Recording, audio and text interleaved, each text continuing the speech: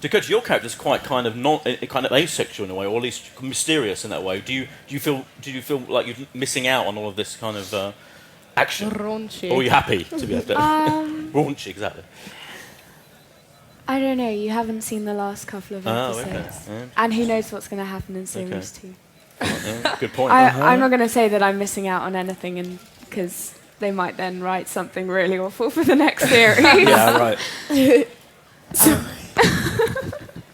I don't know why we've been laughing. Certainly that character was fascinating for the first episode because Skins is known as... Which you also directed. Which I did. And Skins is known for a certain sort of style and tone, and it was really interesting that this character who was quite mysterious sort of, and asexual in many ways was kind of the lead. So that definitely appealed to me. Was there, do you know, I mean, obviously you speak to the producers and the creators and the writers and all of that. Was there a definite decision to try and make this series a little bit different, contrasted? There are certain elements of it. It seems slightly lighter in a way. And I think when I was involved, and obviously it's very much a kind of producer and writer-led show because it was created by Brian Elsley and his son. Yes, when I came on board, there was discussion about going back, I suppose, to the tone of the first episodes, the first series. Right. So sort of lighter and fun, just to, I suppose, sort of create a new kind of dynamic, I suppose. Okay. And did you go? I think, having met you a couple of times now, and I've sensed a little bit that your characters are a little bit like you, and I can see similarities. Do you feel that maybe the writers, once they got to know you, kind of did actually adapt them a little bit to fit? Yeah. That's good casting, isn't it? I mean, some people. I'm not saying that we're amazing, but I mean, some big up Skins. But I mean, like they always have to look for an element in that person, what the character. So, I mean, for the auditions, they said, "Don't act. We don't want you to act. We just want you to be yourself." So they had in mind what they wanted, and then they would start to see our traits and our characteristics, and would sometimes write for us. Yeah, so... Yeah, the sort of the further down the line, if it was sort of your episode comes later on, you find that the way yours is written in comparison to the way what your character was saying earlier on has changed, because they've got to know what you can say and how you can say it, and your sort of vibe there. So they change. Yeah, it progressively turns out to be a bit sort of moulded around you a little bit more. So your character, for example, is kind of quite a jock, quite athletic and goofy idiot. Yeah. Okay. And is there? Are you sporty? Is there a reflection of that? I played a lot of rugby when I was younger at school. So that was something that I could play on. Was the sort of the sort of camaraderie that he held with his sort of rugby guys and how much it meant to him. I was always really, really competitive as well. So that never helped. And sort of that was something that I could draw on. But a lot of the things that Nick does and the way he does things and the way he sees life with his sort of idealistic views on the world and things should be like that because that's the way it should be, doesn't really work. And it's not. Well, it doesn't work. It wouldn't work if it was me. It's not the same. We have differences, more differences than similarities. And how soon after when you auditioned, did you know this is roughly the kind of character that you'd be playing? Actually, I was sort of, the further down the sort of audition process I went, the more I started to get to know him, the more I started to sort of see what they were going with. But I was sort of semi-worried about the idea of playing that jockish alpha male type at school, because that can become really 2D and really sort of lack depth. But the more I learned and the further sort of down the series writing we went, I started to learn there was a lot more depth to him. He's a lot more 3D than I could have imagined, and he started to grow more, become a lot more complex. And there is more. I mean, that stuff happens in your episode, which I've just watched, which will surprise people. Let's just say. Yeah. I think Series 5 is a turning point. Nick's sort of there enough. He's one of those characters that's there enough to make you think you know exactly who he is, and he does a lot of things that you love to hate, and you think, right, I've got this guy to a T. And then Episode 5 comes along and just sort of shatters every preconception you have of him. Hopefully, if I do my job. Have you been watching the shows as they've gone out? Have you watched them with friends and family, or on your own, or how have you dealt with the fact watching yourselves? I had to 4OD it, which is quite funny. We had to 4OD it at 3 in the morning. At 3 in the morning after the Skins, London Skins tour night. We got back to the hotel and we were like, let's 4OD it! With no volume. We didn't see it with any volume. Yeah, it was on mute because we didn't have enough money for volume or something. I didn't remember. No, there was just no speakers. So it's a great way to watch the first episode. But yeah, we pretty much watch it as everyone else does, which is kind of cool. I haven't seen any more episodes besides the first 2.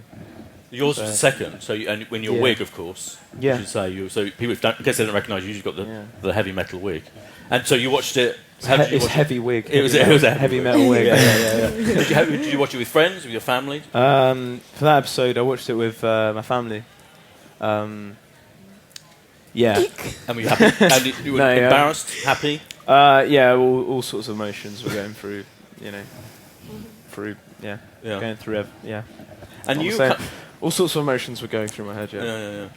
And you two are having a kind of fledgling romance. Oh yeah. Now, did you know? Was that something that was that something that you kind of knew was going to happen from the start? Or was it something you think? I think it was the last audition probably, and they gave us sort of a bit of the script. And at first it was really long, and I totally messed it up, and I was like, oh no, this isn't happening. And I think one of the casting agents was like, Grace, Grace isn't as wet as that. She isn't that. So we had to cut it. They had to cut it and make it shorter. And we went back and we did it. And they seemed to like it. I mean, we were partnered together in that section, weren't we? Yeah. And I wore a wig. Yeah, you wore a jacket. You wore a jacket. Still not knowing that I had the part. So it's like, I'm going to go get a wig. It was weird because I was wearing Secretly, sort of like you had an idea. You No, knew. I didn't. No, I honestly did not. I was like, is the other dude getting a wig? And they're like, I don't know. Yeah. So I was like, oh, right. I was wearing all pink that day, and that's sort of like a ballerina colour. So it was sort of bizarre how that worked out. And I was like, do you do ballet? Yes, I do. Yes, I do. And have you had to do more and more complex scenes together? Have you done? Have you got? I haven't gone past. It's been more sort of emotional stuff. I think that episode for some fans it was disappointing because it wasn't like screaming with sex and whatever. But it's just a very pleasant episode, and it's almost like a play, and it's very sweet and charming. And I think it's an episode hopefully people especially appreciate in the future because I find it kind of. When you watch it back, it'll be. I don't want to big up too much. Sound like I'm a bit full of myself, but sort of like a cult ep in a way because it's like metal rich and all that sort of stuff. And it's they a never good really ep. It's explored two that conflicting type of worlds, character. coming together, sort of. And the banter with Grace and Rich is especially cute. And I've learned to watch myself, not watching me, but watching Grace. I always try and do that. I can't watch myself. But it is you. Yeah. I know, but it's definitely you. Try and part that. Okay, let's get down to the nitty gritty. I don't obviously, we don't only want to talk about sex, but and all of that. But you want to know about sex.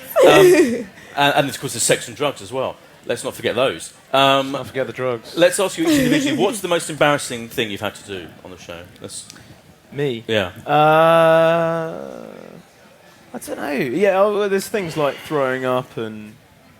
That was interesting because we're all sick. We can't handle any of our drugs. Front of loads of extras. I've never peed. And it was in a nightclub, so which felt really real. She's a bit more hardcore. And then I rolled on the floor and sort of kicked out a bit. That was funny. But there's been stuff that's been embarrassing, like outtake things, I guess. Maybe I got my boot trapped around my chain. So funny. Oh yeah. But I just carried on. But he was like struggling, Come and on, I was just laughing at it. This is the bit. It's in the second episode. The bit where Brandon Grace is like, Hill, take me to a. Yeah. And like, Your what is trousers that? slowly I don't know, falling down. you were smoking, and then you were like, "Come on, then." Yeah. The bit where I pull my trousers up. There's a bit where I pull up my trousers. I think they've kept that take. So the bit where what I was saying. Yeah. Kept that bit at the end. So still there. I'm going to have another look later. Jessica. Wow. That's most embarrassing bit. Leia. Sorry, Leia. I'm already getting confused. Sorry. Oh, sorry. I'm like staring directly Yeah, into yeah, your yeah, yeah. soul right now. Yeah, like, absolutely. It's fine. It's fine. Happens all sorry. the time. Happens Take it as a all compliment. Actually. I don't know. Like I'd say, obviously, the obvious one that comes to mind is sex scenes. But once you get used to them, they're not too bad. I think for me, like crying, I found really difficult, and like I think I just look horrific when I cry as well. But I wouldn't Cry say it's face. embarrassing, because I can't really think of anything that was particularly embarrassing. But like, yeah, those are the scenes I found hardest to make it actually look good and make it work. I think those were the ones that, like, for me, you have to go and take like 5 minutes afterwards to like compose yourself. So no fake tears. And the first thing I said afterwards, I was like, "Did you get that, guys?" Like, but yeah, no, It's very those real. are things that are Very quite real, hard. yeah. Very real. Did you get any crying tips or anything? Or did you just? No, you just go and Don't think about lean. things that Right. make you sad. You know, someone slaughtering puppies. Oh, I was about to say that. Dead goldfish. Why? So in June. But yeah, but they're hard scenes. Yeah. Thank you, Laya. Will.